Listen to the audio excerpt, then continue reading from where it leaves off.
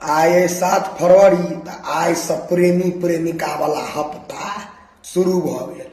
7 तारीख के आय छे रोज डे जेमे गुलाब फूल दे के रहे छे। अपन प्रेमी प्रेमिका के गुलाब फूल आदान प्रदान करे छे। हम ककरो ने गुलाब तुलाब दिलिये या पूछब किया ओ काल भेने फेर ओ डायरी में जाकर रखा जेते। अगला साल तो फिर ककरो औरे के वो गुलाब देते, हमू ककरो औरे के देवे। वो झूठे कथी ला एकटा फूलो के जान मारिए जो में एना के राखल चुप तला जै बेर देखबे तै बेर भै भै भै भै भै भै करऽ लागल, कानऽ लागल। से किया कानब? पहले सचेत रहे छी, गलती करबे नहीं करब है। ककरो नहीं देलिया गुलाब तुलाब। यह गुलाब दे के है तो तोड़ के महादेव के चढ़ा देवे जे कल्याणो करता।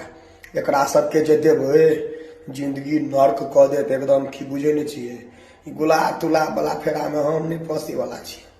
हम असगरे ठीक छी। जा दियो प्रेमी प्रेमिका सबके अपने बाद में हाथ कटते या फांसी पर लटकते।